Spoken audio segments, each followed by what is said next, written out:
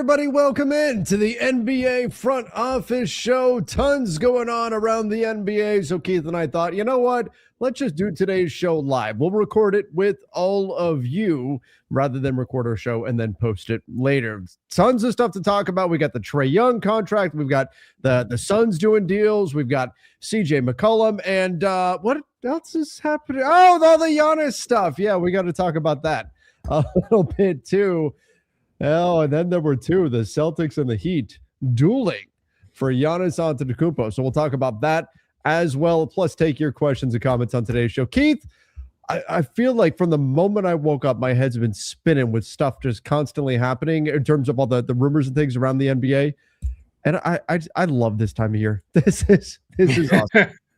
Yeah, no, I hear you. It's been a lot of like craziness over the last really all weekend into today. We've already got we have 4 free agents off the board already, which is kind of crazy that we'll get into as well. We've got all the Giannis stuff going on. The Mavs hired Dusty May out of Michigan as their next head coach, which I had completely forgotten like 4 different times today that happened. So we're certainly deep into it here with quite a bit going on. And chat, this is my second live show of the day, not my third. Come on. It'll probably get there, though, at some point. All right. We got plenty to get into, but I guess, Keith, let's start with the big topic here, and that is the Celtics versus the Heat for Giannis Antetokounmpo. Reporting, and it came out initially, I almost recorded something on it when it came out. Late last night, Mark Stein posted something about the situation, and then threw in a little tweet that Boston is now more in it. And I forget that I'm paraphrasing because everything's a blur at this point, but suggested that, yeah, like this is real and it may be even trending in Boston's direction. What has changed in terms of the Celtics and their offer to now put us in this spot where, depending on who you're talking to here, in some situations, the Celtics are now being listed as the favorite to land Giannis.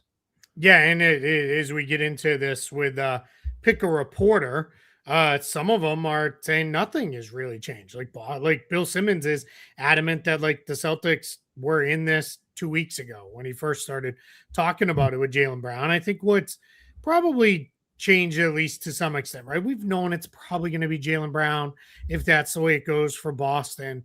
But I think what's probably changed is the idea that it is now, how do I put this?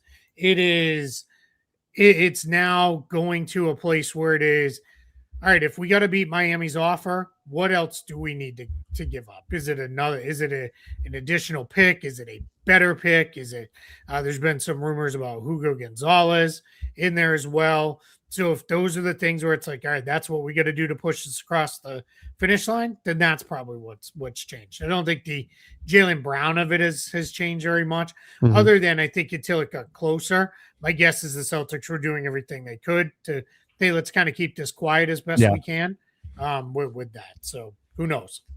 Yeah, it feels like this has been taken to that next level. Now, there was a report by Brian Windhorst earlier today that he could see if even if Giannis goes to the Heat, the Celtics then trading Jaylen Brown anyway. Do you think we're at that point where they've just committed to moving on from JB? Yeah, maybe. I mean, there's been enough reported interest around the league. Portland, Atlanta, New Orleans have all been mentioned as being interested. I think there are pieces on all 3 of those teams that could really interest the Celtics in like a straight up deal for Jaylen Brown.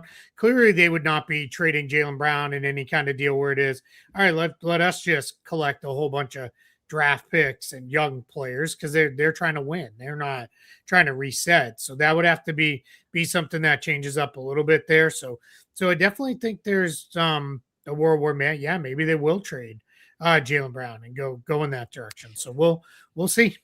And that could be checking a box for Jaylen Brown in terms of him kind of having his own team. If that's a desire of his, if that's something that he wants, if he wants to be. That was something else Wendy added too. Right. I mean, did he get a little bit? What I'm wondering is, did he get a little bit of a taste of kind of having his team while Tatum was out, and then Tatum came back and he was like, I kind of liked having my own team. You know, I wonder if there's some element of that to all of this. And if that's the case, that would then make a lot of sense that the Celtics would be even more encouraged to go after Giannis, because if you're going to move on from Brown anyway, or you're at least considering that, your best possible scenario would be you get a player like Giannis in exchange for him versus, well, Jaylen Brown kind of wants his own team, so I guess we'll break him up into a few other parts or something. Probably better off just going and getting a guy like Giannis, who, again, if I had to pick the two straight up, I'm obviously going with Giannis. Yeah, I'm like, it's been a little weird to me with all the, like, why is Boston doing this? Jaylen Brown is just as good as Giannis. He's just I don't see that. Like, there's quite a bit of that, and I think some of that is Celtics fans who, right, everybody gets attached to their own guys. I mean, that's a thing, right? Everybody ends up like, that's our guy. Like, I don't want to give him up unless it's somebody who's the best player in the world. So I think it becomes a situation where it is like, yeah, you got to be kind of looking at it from a lens of like, take a step back, take your fandom out of it as best as you can, and then be rational. Like, Giannis is one of the best, I don't know, what, 5 players in the world. Yes, he's older. The injury risk in my mind is not all that worse than it is with Jaylen Brown. I think regular season wise, they've played just about the same amount of games over the last 4 years. Giannis has missed time at the end of seasons. That is true. Here's the challenge: is this season he can't really count. Giannis wanted to play, and they wouldn't let him. So we don't even know, where he was at with that. So I definitely think there's a place for it. I think Giannis would fit in very well. Jaylen Brown was one of the league leaders in drives last season into the paint. Giannis is clearly okay. Just give him those opportunities then. Exactly. And we'll see. So yeah, that's where I would go. As I've said all along, if it became Jaylen Brown plus like two more players and like 4 first-round picks, then I'm out. Then I'm going to step away and say, absolutely not. That's too much. But if it's Jaylen Brown and a draft pick and maybe one other player, all right, then we could probably get there. What about the Heat side of this? There's some reporting that was out there that Miami, they don't want to gut their roster to get Giannis. And I understand. I mean, nobody does. Nobody wants to, but especially because they want to be able to contend after they get Giannis if they were to. But Keith, I made the analogy. This is like if you're Miami and you suddenly are not willing to go all in to go get Giannis when you've been waiting for years, literally for years, for this opportunity. This would be like this would be like doing the Clark Griswold, doing the cross-country trek all the way to Wally World. Let's just call it Disneyland, because that's what it was supposed to be, right? You get all the way to the front gates and you go, oh no, it's too expensive, and you turn around and you drive back home. Like, if Miami doesn't do it'll be frustrating for Celtics fans if they don't land Giannis after all this buzz and everything. It'll be a completely different level of frustration, despair from Heat fans if they go this far and don't get Giannis Antetokounmpo. And I do think there's going to be some fallback options. I do think they would pivot to Kawhi. They may look at some of their options. One of their reported other options, and Trae Young is off the board already, and we'll talk about him in just a minute. But this would be a major gut punch, I think, to the Miami Heat if they were to go through all of this and still not walk away with Giannis Antetokounmpo. Yeah, and I think we're hitting the point with the Heat where I don't know what else they can really put into a trade. I think they've kind of gone as far as they can go because they're not going to trade Bam. Because in their opinion, then what's the point, right? Why are we doing this? So then it really becomes a situation of where do you go? If you want to go more, I don't think they've necessarily held anything back in trades. Now, yeah, if they're holding it up because like, all right, they're asking for Pella Lawson. Oh man, the Boston accent came up. Yeah, Lawson. I can't even do Pella it. Lawson. It comes out every once in a while. I'm short on sleep, and it's been a very long day, and I'm very excitable today too. So that's when it tends to come out. Pella Larson or Kasparis Yakushonis. If those guys are the deal breakers, then you got a question like, what are we doing here? Like, are we holding out because of those guys? Now, if you're the Heat and you're like, hey, we can't trade everybody because we have to build a roster on the back end, then I do kind of get it a little bit. Yeah, I'm curious, man. I really don't know.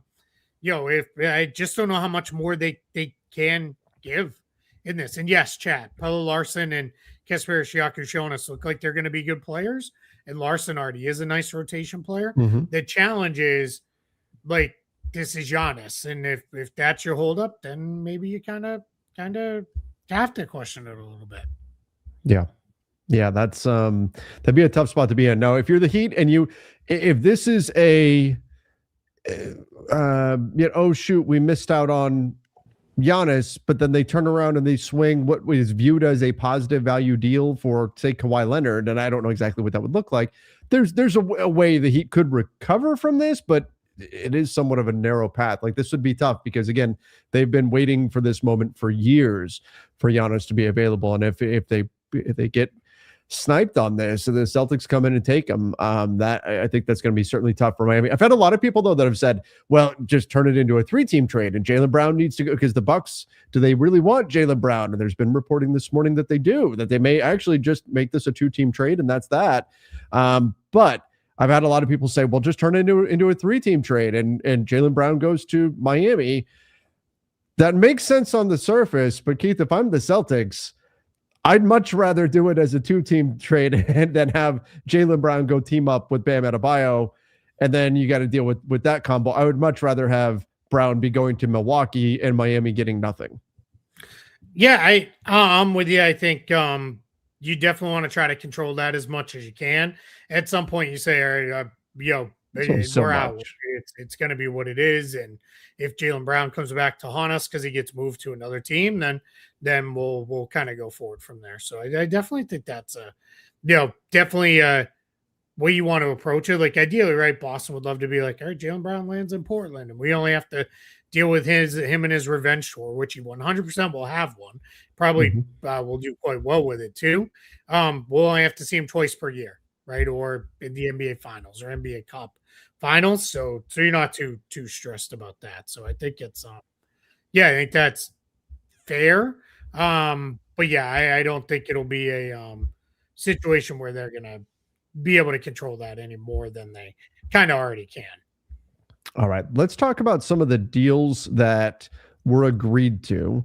We'll also talk about the whole concept of the fact that we're getting deals done ahead of the NBA draft. We're going to get to that in just a moment. First, before I forget, let's give a quick shout out to our sponsor.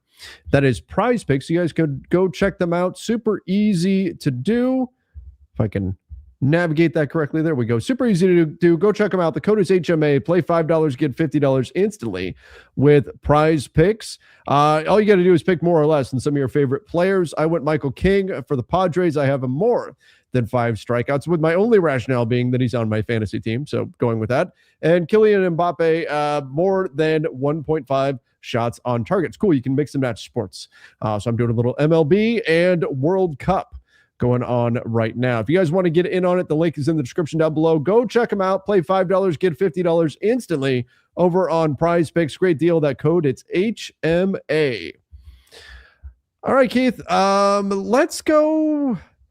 Let's just jump into the Trae Young deal, since that just went down, and then we'll get to the Suns stuff. We'll talk a little bit about Jordan Goodwin, Colin Gillespie. We got to talk about CJ McCollum, that deal that went down as well. But effectively, Trae Young got a 4-year max deal, just not the max the Wizards could give him. He got the max that another team could have given him. $212 million over 4 years. There is a player option on the final year. And the word out there is that there would have been multiple other teams willing to give this money to Trae Young. Keith, it feels like the general reaction from the basketball public that we have out there is that this was a lot, and a lot more than I think anybody was expecting Trae Young to get. So why has this happened? Yeah, for sure. It is like, it's hard to fathom this when the reporting was something like 3 years, 120 million in total money was where he was going to land, whether he had opted out or whether he opted in and signed a contract for less money. My issue with this, I don't care about the money this year for the Wizards. they're miles from the luxury tax. They're fine. They should probably still have enough room to use most, if not all, of the non-taxpayer MLE without even dipping into the tax. So I have no real issue with that. My issue is that player option in year 4. It's going to be, a lot of money. It's like $56 million or something like that. And that's just, that's 59, 58.6. Yeah, that's a little off. We're reworking that. That's right. You know what? I saw somewhere, I think the Athletic had it like 57 point something. Yeah, I can tell you what it is. I tweeted it. That was what it was when it was 212, like exactly in standard raises.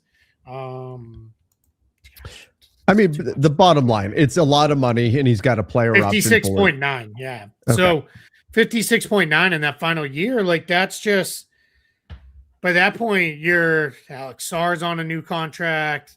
DeBonsa will be, assuming they pick him number 1, he'll be in the final year of his rookie scale contract. So like we're just like, these are just big numbers to have on your books for a guy who is good player, but I don't know. I'm just not sure that he's any kind of max player.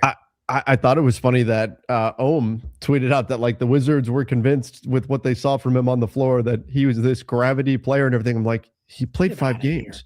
Yeah, played 5 games. They saw that in 5 games. But I thought the far more interesting part of all of this was from the Athletic. They threw in a little note in their article about this. That here's what it said here. I'll throw it up on screen.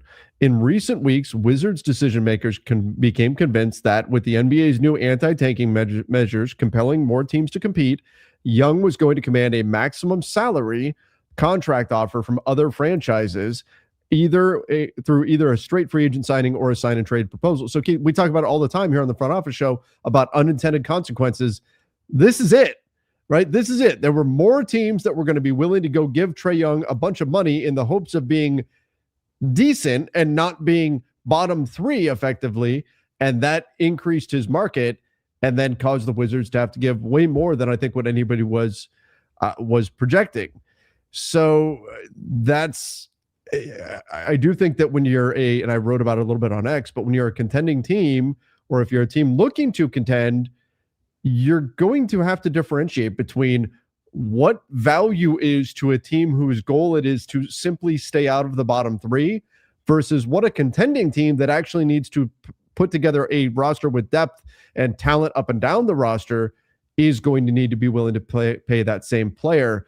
That's where it's going to get interesting because we're talking about 2 very different things and 2 very different goals for a squad. Now, that may not directly fit into the Wizards want to be good moving forward, but I do think this concept that you're going to have more teams interested in players that they may not have been interested in the past simply because they want to stay out of the bottom 3, it's going to shift the dynamics of the market. And I think it's shifting it just substantially in the Trae Young situation.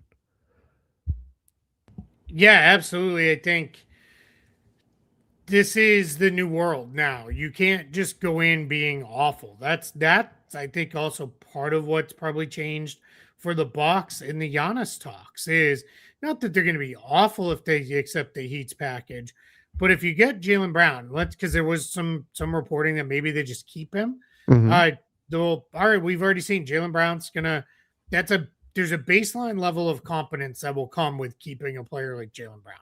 You will at least be a okay team if you put at least okay players around him.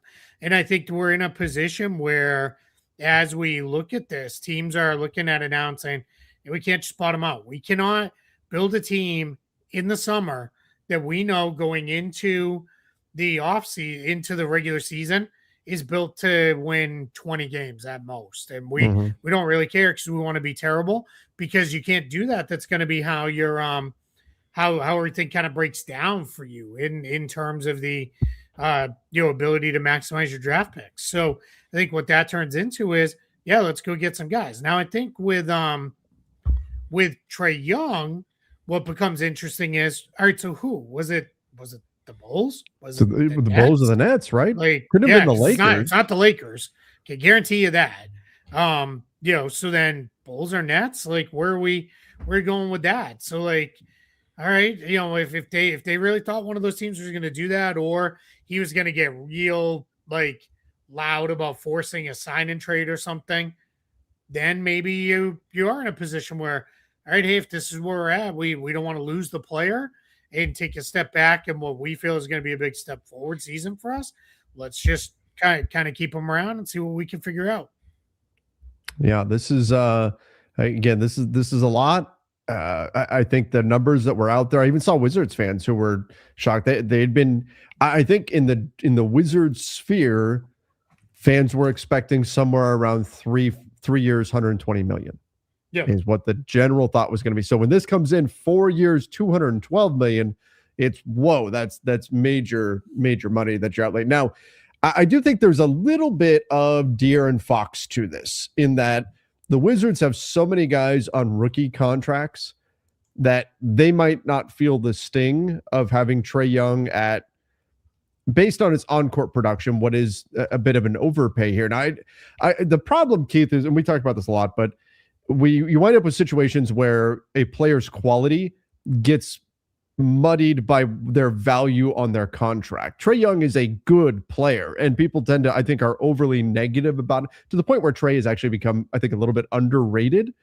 But that doesn't mean that he's worth the contract that he's on. However, for a team like the Wizards that has a bunch of these rookie contracts stacked up, maybe that's okay, and you'll be all right until those rookie contracts start really getting to that next level. Like right now, it's not ideal that De'Aaron Fox is making what he's making, but fortunately, Wemby, Steph Castle, Dylan Harper, these guys are making way less than what they should be in this situation. So by having that type of flexibility in your roster, because you have these guys producing on rookie contracts that are giving you more bang for your buck, that then gives you that little bit of leeway to have somebody that's making a bit more. Now, when you add in Anthony Davis to the mix, that can certainly complicate things as well.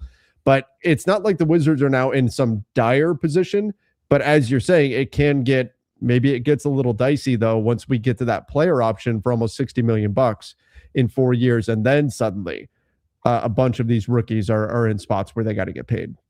Yeah, and there are a couple ways they can structure this where they can get, and we've seen teams do this over the years, where they'll start it high and then bring it down. If you hit a refresh on that, it'll give you the updated thing. It's in there now. But if you see it, it'll it'll where it's like starts at 49.5, then maybe goes to 51, but then down and then back up. Like you could do different things, especially if you're the Wizards, you have more value in trying to pay him more up front. But we just all thought that was going to be paying more up front in like a 2-year 100 and or a 3-year 120 million extension, not a extension that is basically the max. But again, if they felt like, or his representatives did a really good job of convincing the Wizards of it, that there is another team waiting to hand them this exact structured contract, well, then it's really hard to not do that. But yeah, it's definitely so far easily the surprise deal of the summer. Something will come along and probably blow it away here in the next week or so, but this one definitely was a bit of a shocker. How are you feeling about deals coming out, deals getting done, or I should not say done, because these are agreed to, with the exception of the extension. The extensions they could actually sign right now, but others were just agreeing to. But what do you think about these things happening, getting agreed to, I suppose, ahead of the NBA draft? That it feels a little weird to me. Yeah, I actually like it. I think, for the teams that did this, so the 4 contracts that we've seen agreed to so far, Trae Young, the Hawks. Well, the Hawks have the Hawks. I keep doing that. The Wizards obviously have a huge draft decision, but they have the number 1 pick. Like Trae Young or not, nothing's really changing there. It's already been reported by, I think it was Mark Spears reported they're not trading the pick. Like they're out on trading it. They're keeping the pick. They're going with that. So you've got that part of it. Then I think, so for them, Suns, they don't even, they like draft is whatever for them. So them getting their work done. And then I think for the Hawks with CJ McCollum, I think for them, yeah, they've got quite a bit going on, but I think it was a sense of, hey, we want them back. This contract feels fair. Let's just get this done so we can all kind of move on. So I think all 4 of them made sense. I kind of like that these things are getting a little bit done here, and you just kind of go forward. Gives you a little bit more going into the draft. And by the way, does this Trae Young deal? My initial reaction was, oh, well, they just paid Trae Young. To me, that just makes me all more confident that AJ Debonsa is the number one overall pick. Yep. And then I saw there were some people who said, well, no, wait, actually, I think Darren Peterson would play great next to Trae Young. Does this change anything? Do you think, or does it tip their hand at all in terms of who the number one pick is? Yeah, I think it's Debonsa. It doesn't. Peterson and Young, yeah, I mean, maybe it would be good, but what about Trey Johnson? What about Bilal Coulibaly? Like, those guys exist too. I think they're going to go with the wing, and we're going to see them, when we get there, hopefully opening day next season, at some form of Alex Sarr, Anthony Davis, AJ Debonsa, Trae Young, and Trey Johnson, Bilal Coulibaly, Keyshawn George, whoever, as the fifth starter, because I think that's pretty good. Like, I'd be pretty happy rolling into that. So I think it's more likely that Debonsa is the number one pick now, just because I think that just gives you that positional balance that you need moving forward. All right, so we've got McCollum's new deal.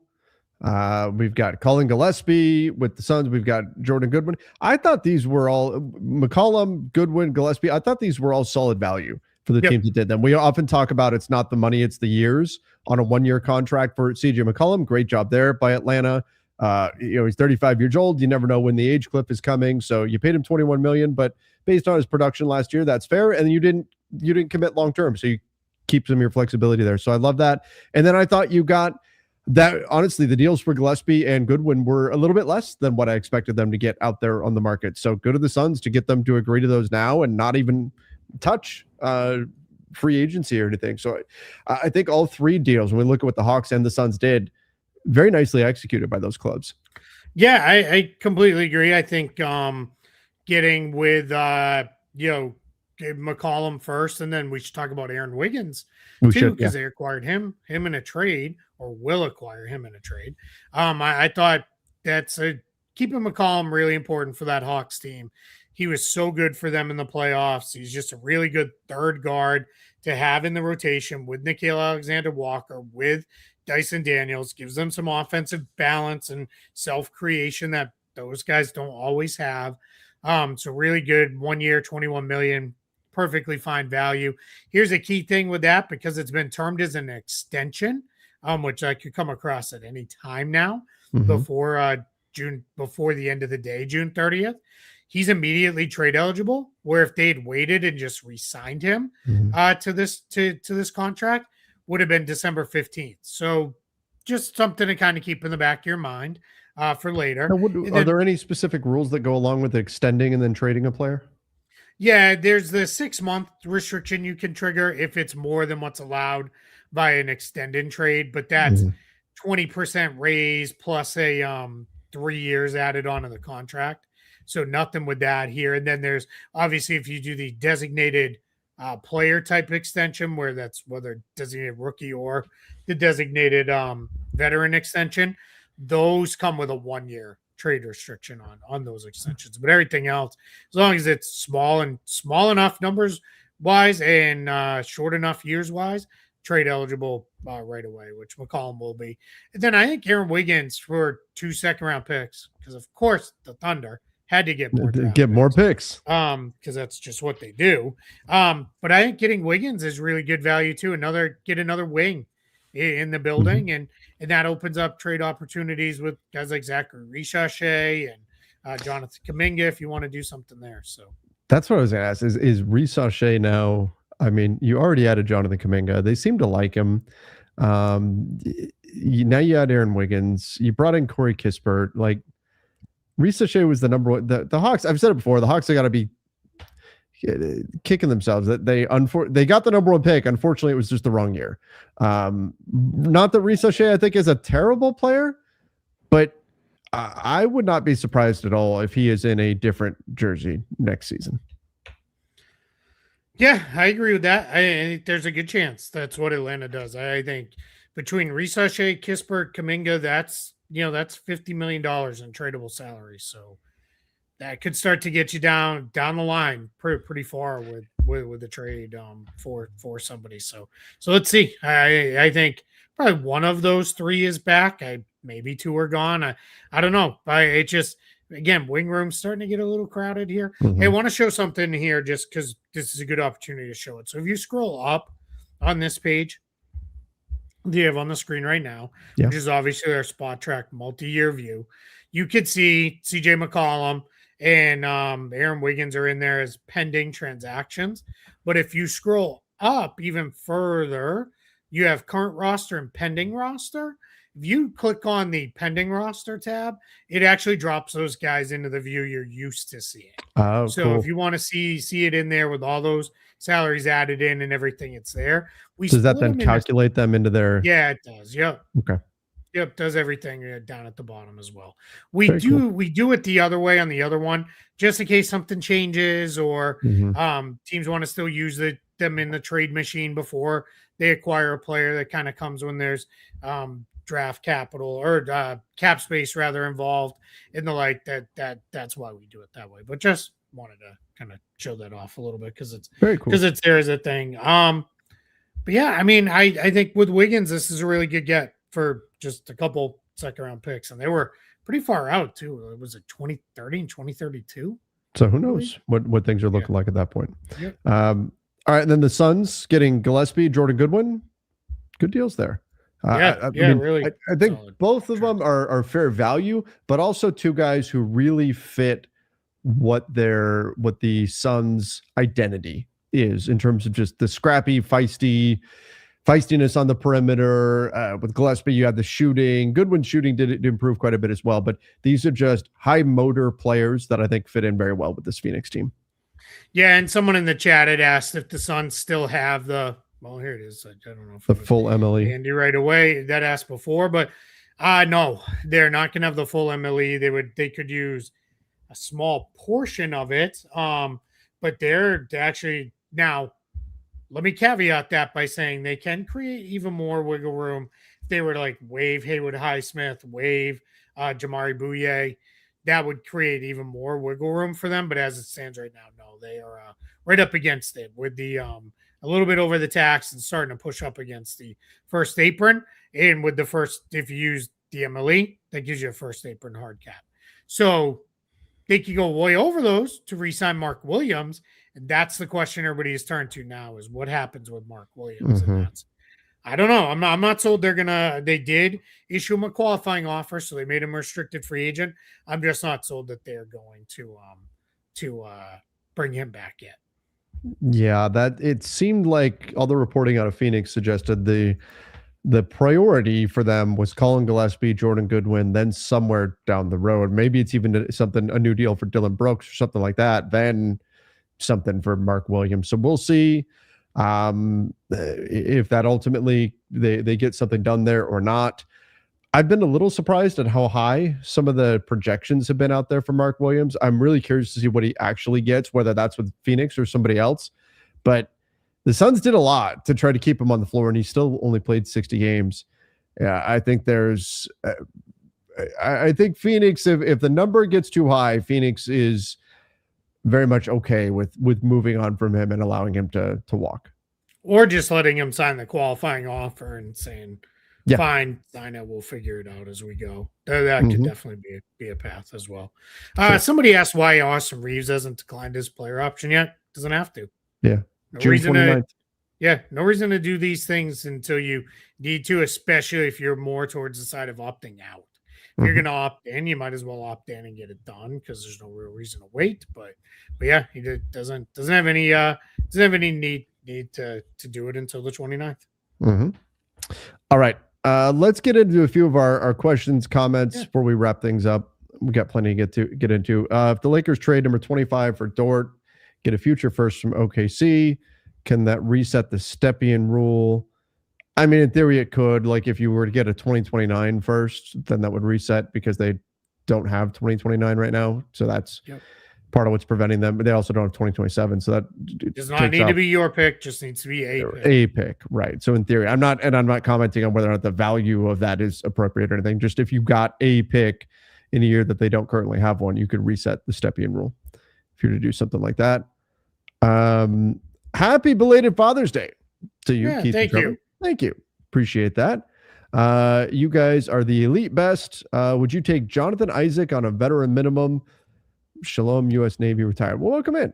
Appreciate that and appreciate your service. As far as Jonathan Isaac on a veteran minimum, sure. I mean, it's on a veteran minimum, like Keith, there's not a lot of guys that I would just flat out say no to on a veteran minimum because it's a veteran minimum. Your risk level is extremely low, especially a guy that has the physical profile of Jonathan Isaac. He's got a long history of injuries, and that's obviously going to be a concern. More so than the salary in that situation, it's the roster spot. Is he the type of guy you want to spend a roster spot on? Because a veteran minimum, that's extremely low risk. Even if it didn't work out, unless you're hard capped and getting close to that number, you just waive them and move on and sign somebody else if it didn't work. So veteran minimum, I think, takes a lot of the risk away from a team versus actually committing real salary to a player.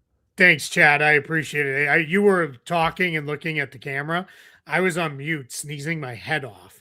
I don't know what happened, but yeah, at least it was muted this time. So I'm glad. My screen is down here. My camera is up there. Yeah, I knew you weren't looking. I couldn't see you. Hey, yeah. At least you got your mic muted this time. Yes, true. At least, and it's actually you thought it was muted before. Oh goodness. Where are you at on Jonathan Isaac? Yeah. Hey, in general, I'm with you on the idea of if it's a minimum, it doesn't really matter too much. But it's if it's anything more than that, I'm out. I don't trust that he's going to stay on the floor. He's lost a lot of his ability to move. Thing that made Jonathan Isaac so special was for a guy who's a legit 6'11", he moved like a point guard. Like, he was so quick with his movements, with his feet. His defense was incredible, and he just lost it through all the knee injuries and everything he went through health wise. I think it's just gone. So I would there. So yeah, I don't think it's going to be there. All right. Shams did not say it was going to be Jaylen Brown and a couple more starters for Giannis. Stop. You're being silly. It was, I thought it was, I don't know if he even said specifically. I think some other places. I think he might have said Hugo Gonzalez, but maybe that's not a starter. So. How do LA keep the big three and still get quality depth? Well, a lot of that's going to depend on what do those contracts come in at. Do they decide to be an above the cap team or below the cap team? What does it cost to get that quality depth? What are they willing to give up future asset wise? What, there's a lot of questions around that. What decisions do other players make on the roster? Does DeAndre Ayton pick up his option or not? What does Marcus Smart do? All of that is going to get mixed in as they're trying to put together all of these different puzzle pieces and figure it out. It certainly is not easy. It sounds like, they've got a bunch of cap space, but not really, because the guys that they're losing are guys they don't want to lose. It's not the same as if they were just dropping a few end of the bench guys off their books and there you go, cap space, and you can just add to your roster. But that's not going to be the situation for them. So it's not going to be easy, and they're going to have to figure that out. But that's going to be the challenge for Rob Pelinka. They've been talking about the summer of 2026 forever. And now it's here, and we'll see what they can ultimately do with it. Yeah, that's exactly it. It all comes down to, if you're going to keep all those guys, somebody in there needs to take a really big pay cut. Luka can't do any. His contract is what it is.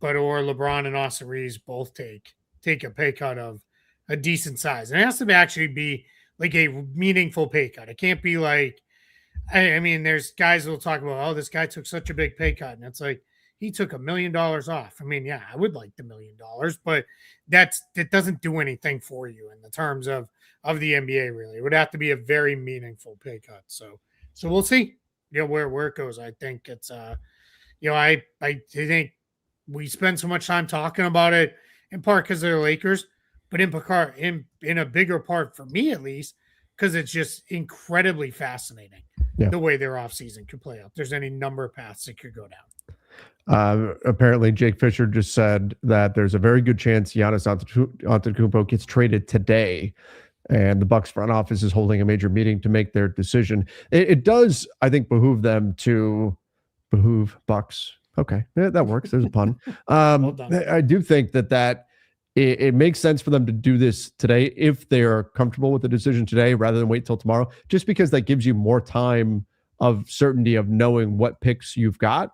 And then, not saying you're going to immediately turn around and start trading whatever picks you received in a Giannis trade, but it opens up the possibility that another team heading into the draft, they think somebody they really love is going to be there at that spot, and then you have some time to negotiate and kind of adjust before we actually go into draft night and you're making those selections. And it also gives you more time and more certainty to know, hey, if we have 10 and 13 or 10 and 27 or whatever, let's talk about who we think is going to be there with these picks. What's our ideal selection process look like here and all of that. So I think it would be helpful going into the draft, the more time they can get with certainty of knowing exactly what selections they'll have. Yeah, for sure. I think anytime you can get something done a little bit before is good because that puts you just in a better place overall, and that gives you a little bit more time to breathe, reset your board, allows that. I think there's probably sense too from the other teams that are involved, at least Boston, Miami. They want clarity on this. They want this done. Like just move on with this. So yeah. Thoughts? Go ahead. Sorry, no, go ahead. Thoughts on Kelly Eco report that Houston is willing to listen to trade offers on all players except for Amen Thompson. Does that mean a return of the Kevin Cannon? I hope if so. He starts being in daily rumors, sure. Yeah. At least a one-time return too would be fun. Yeah. Even if there's something, I mean, dare we fire the Kevin Cannon now? I mean, we could just for old time's sake. Just for fun. All right. Just for fun. We'll give you guys, funsies. There's so much buzz in the air. Let's fire a celebratory Kevin Cannon. Fire.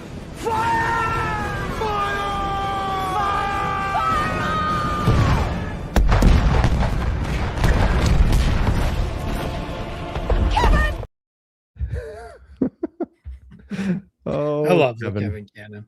The Kevin Cannon. So good. So I'm not surprised that that's the Rockets' stance. It tells me Alperen Sengun is very, very available out there potentially. I think the Rockets need to figure something out, and that's moving on from one of Thompson or Sengun. It's too many non-shooters on the floor for them.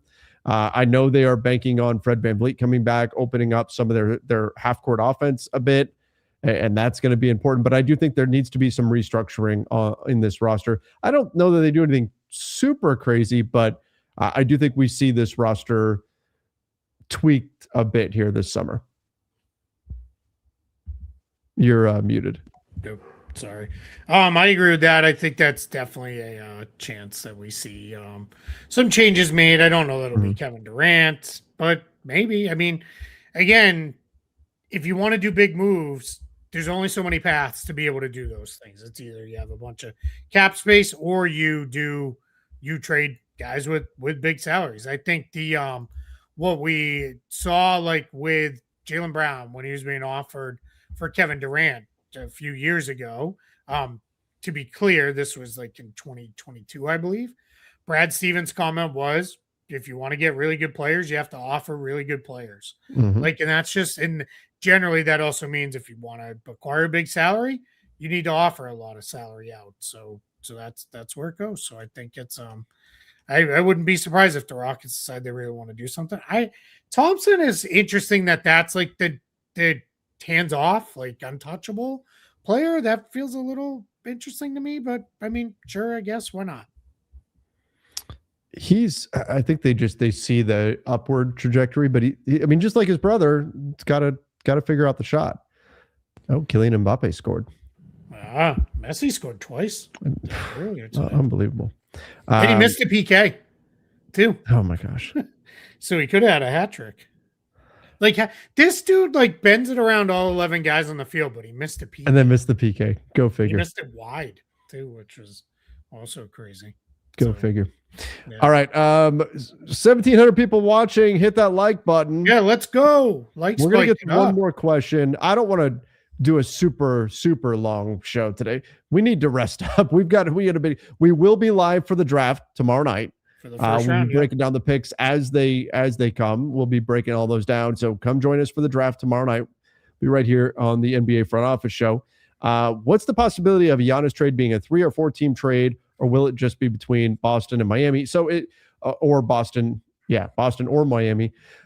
The reporting was that it was most like, I love the way Shams laid it out. We're talking about a 2-team trade, but they may not execute it right away so that it can become a bigger trade. So we're talking about a 2-team trade unless it isn't a 2-team trade. Yeah, exactly. Yeah, I think what he meant was like, it's probably going to initially come out as a Giannis to Boston or Miami, and that's it. But then, like, because he referenced the KD trade a year ago, which expanded into I think ended as a 7-team trade, if I remember correctly. So maybe it would expand into something like that.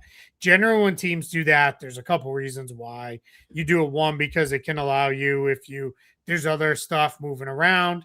There is you can get avoid hard caps by taking in more salary than sending out more salary than you take in.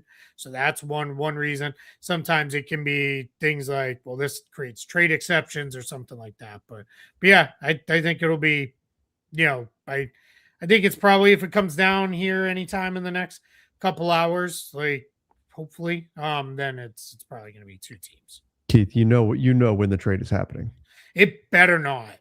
5 minutes after we finish the show. Oh, all right. That. Or do you mean be angry about 2 a.m.? Live with? If it's at 3 o'clock in the morning, I'm gonna be livid. We really need it. We need an armistice. Whatever time you want to make it, midnight to 7 a.m. or so. There needs to be something like that. All right, everybody. A lot of people are asking tomorrow what time.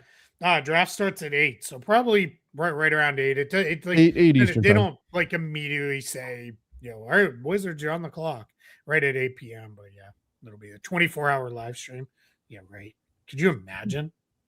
I think we wound up the night that Luka got traded. I think we ended up being on for 4 hours.